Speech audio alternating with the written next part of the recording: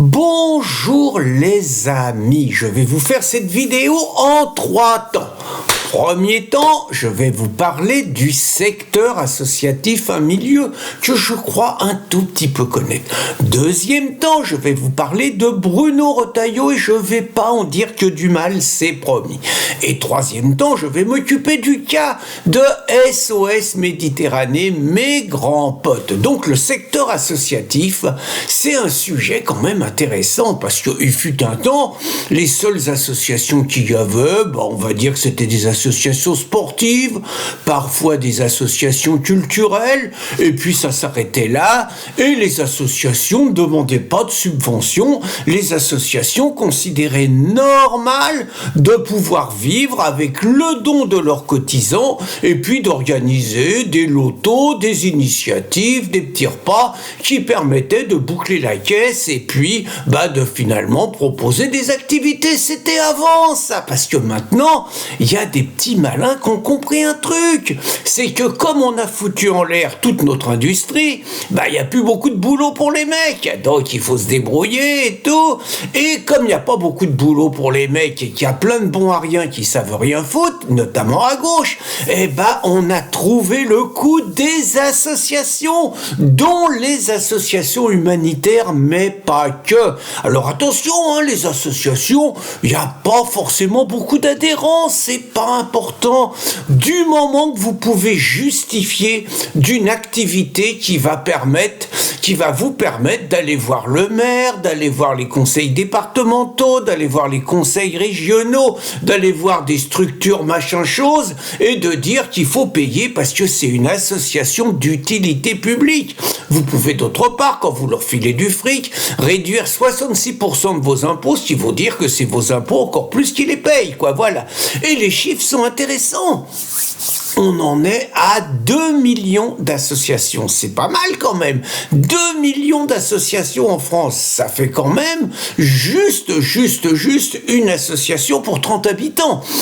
C'est pas mal quand même, Et sur ces 2 millions d'associations, vous en avez 1 500 000 qui sont subventionnés. C'est pas mal non plus. Et sur ces 1 500 000, vous en avez 60 000 seulement sur l'humanitaire. C'est pas mal non plus. Je continue, j'en croyais pas mes yeux. Ça coûte au total, elle touche tout réuni et tout, 23 milliards d'euros. Je continue. Au niveau emploi, donc comme on n'a plus d'ouvriers, comme on a foutu en l'air toutes nos usines, comme on a cassé le nucléaire, et plein d'autres choses et tout, donc ça fait quand même 2 200 000 personnes qui vivent, qui sont payées par des associations. C'est pas mal, Alors que les associations, c'est nous qui les payons, mais 2 200 000. Alors vous allez me dire, oui, mais c'est pas que des trucs à plein temps, vous avez raison. Si on calcule à plein temps, ça fait 1 500 000 personnes qui vivent grâce aux associations. Pertinent à réfléchir. Donc, les associations, maintenant Bruno Retailleau. Très franchement, vous savez que c'est un LR, vous savez que j'ai pas une affection particulière pour les LR, que je les considère comme des traîtres, des pourris, des mecs qui parlent comme le RN ou comme Zemmour pour se faire élire, et qui, une fois qu'ils sont élus, font tout le contraire. C'est une grande classique, la caricature étant Darmanin, Alors lui, c'est la caricature. Moussa, il vient de dire que finalement, il est de gauche, pratiquement. Il est multiculturel, tout ça. Un mec qui a commencé à l'Action française quand même. Mais donc je reviens à Retailleau. Retailleau, il a eu le courage, très franchement, de renverser la table avec des mots. Ce qu'il a dit, aucun mec de droite a osé le dire depuis longtemps. C'est devenu la cible. Barnier a été obligé de le désavouer, ce qui n'est pas très courageux de sa part et ce qui, à mon avis, marquera son passage à Matignon, où je ne sais pas combien de temps il va rester. Il devait soutenir Retailleau. Et donc Retailleau, tout le monde veut se le faire. Alors là, je vous ai mis une vidéo, la commission des lois, une bande de bons à rien, présidée par un ancien socialo qui s'est vendu aux macronistes, et les mecs, on les voit, en gros, ils ont envie de demander des comptes à Retailleau, ils ont envie de l'humilier, ils lui font le coup de l'état de droit, monsieur Retailleau, monsieur le ministre, l'état de droit, vous savez que c'est important, c'est la démocratie, c'est nos valeurs, rassurez-nous. Enfin bon, On sent qu'il faut faire payer et qu'il faut faire ravaler à Retailleau ses propos. Et pour autant, je vous ai mis une vidéo. Je trouve que Retailleau tient bien le cap à l'Assemblée nationale. Il est touchant de sincérité, très franchement. Il est touchant de sincérité. Il explique que si le droit ne protège plus les Français, tout simplement, alors il faut changer le droit. Ce qui est juste évident. Il commence à évoquer la nécessité d'expulser, et alors il les appelle les irréguliers. C'est pas mal comme terme, hein. C'est plus sauf que les clandestins. Ça veut dire la même chose, mais il les appelle, lui, les irréguliers. Il dit qu'il faut les expulser. Il envisage la piste de pays tiers pour les accueillir. Autrement dit, il va falloir casquer d'autres pays pour qu'ils accueillent les mecs parce que les pays d'accueil veulent pas les prendre. Bon, les Rosebifs ont essayé ça. Pourquoi pas? Tout ce qui permet finalement de virer tous ceux qui n'ont rien à foutre en France et donc de protéger les Français, c'est pas mal. Donc, Retailleau, très franchement, il se bat bien. Troisième temps, SOS Méditerranée et les salopards de Collabo qui donnent des sous à cette officine. Alors, précisons, SOS Méditerranée, créé en 2015, ils ont fait une structure européenne. 2015, c'est l'année où Merkel et Hollande imposent à l'Europe 1 million de clandestins. Pour commencer, c'est le début de l'invasion migratoire et il faudra que les casque-à-pointe jugent Merkel, c'est un truc. Nous, il faudra juger Hollande un jour. Et quand je dis juger Hollande, c'est le juger avec les conséquences de sa trahison. Quand on pense que ce gros pourri siège encore à l'Assemblée nationale, non mais c'est un scandale. Et il siège à l'Assemblée nationale à cause des LR qui l'ont aidé à se faire élire contre le RN. Voilà. On revient SOS Méditerranée.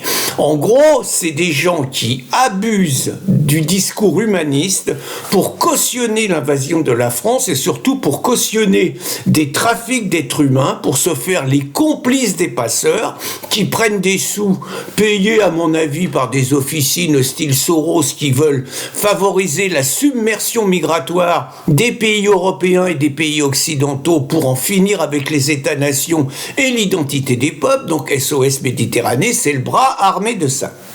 Vous avez des structures comme des municipalités où les maires se plaignent que l'État leur donne pas assez de fric, les conseils départementaux où les mecs disent qu'ils ont plus de sous et ils augmentent les impôts, des conseils régionaux, la plupart du temps tenus par des socialos, qui nous racontent que l'État il paye plus et tout. Donc tous ces conseils, parce que là il vient d'y avoir le conseil régional d'Aquitaine, 100 000 euros pour SOS Méditerranée.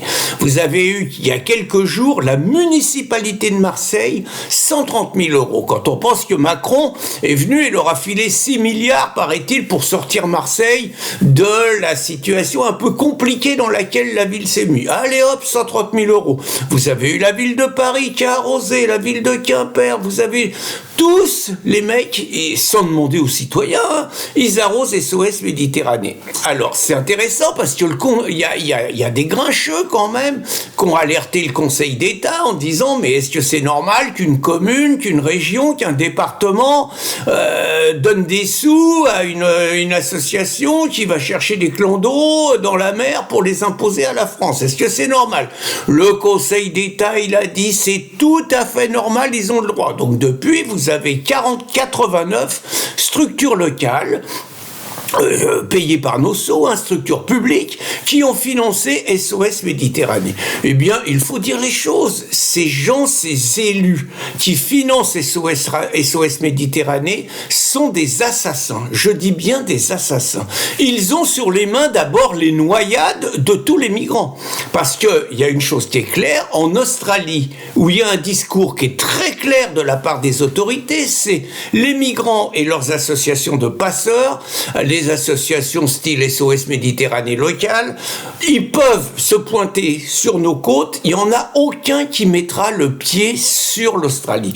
Et je veux dire, les choses se tiennent. Il n'y en a aucun qui a mis le pied, ils les renvoient, ils sortent leur navire et tout. Et je veux dire, les mecs ont compris le message. Il n'y a personne qui se noie dans les côtes de l'Australie.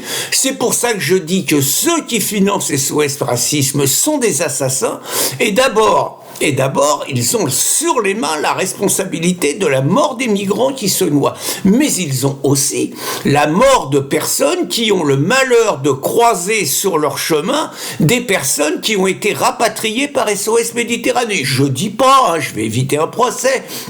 Je dis pas que tous les migrants sont des assassins, je dis pas que tous les migrants sont des violeurs, je dis pas que tous les migrants sont des voleurs, je dis pas ça. Je dis simplement que plus il y a de migrants africains en France, plus l'insécurité augmente, plus des Philippines ou des Kylian peuvent se faire assassiner, plus des vieilles personnes peuvent se faire trucider, plus des femmes peuvent se faire violer, plus des Français moyens comme vous et moi peuvent se faire cambrioler, tout simplement parce que ces gens n'ont pas la même culture, pas la même civilisation, pas la même religion et pas les mêmes pratiques que nous. Et c'est donc délibérément une mise en danger des Français de la part de ces mecs.